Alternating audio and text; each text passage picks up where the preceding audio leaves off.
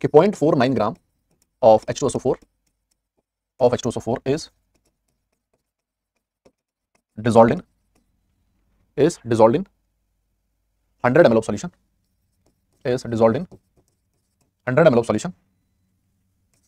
Find the pH of solution. Find the pH of solution.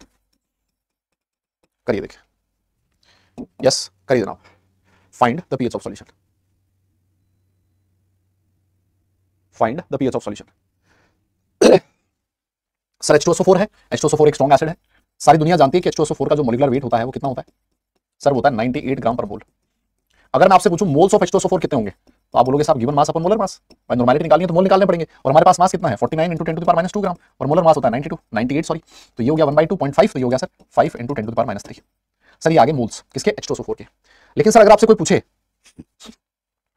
कि H2SO4 की molarity कितनी होगी, तो मोलैरिटी का फॉर्मूला क्या लिखोगे आप लोग. मोलैरिटी हो जाएगी साहब moles of H2SO4 divided by volume of solution, और क्योंकि वॉल्यूम ऑफ सॉल्यूशन ml में दे रखा है तो इसको 1000 से मल्टीप्लाई कर दूंगा. बोलो तो सर यहाँ से मोल्स कितने आए मेरे 5 × 10⁻³ और सर वॉल्यूम ऑफ सॉल्यूशन कितना है 100 × 1000.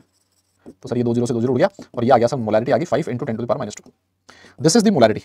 लेकिन सर मेरे से पीएच पूछा है तो मैं क्या करूंगा, सबसे पहले नॉर्मलिटी निकालूंगा. अब H2SO4 का n फैक्टर 2 होता है तो सर जो नॉर्मलिटी आएगी वो आएगी मोलैरिटी इंटू n फैक्टर, और मोलैरिटी रही 5 × 10⁻² और इसका n फैक्टर 2 है तो सर नॉर्मलिटी आ गई 10⁻1.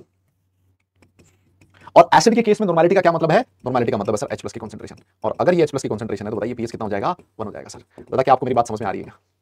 यस आपको हाँ में जवाब देना पड़ेगा. क्या आपको ये चीज समझ में आ रही है क्या.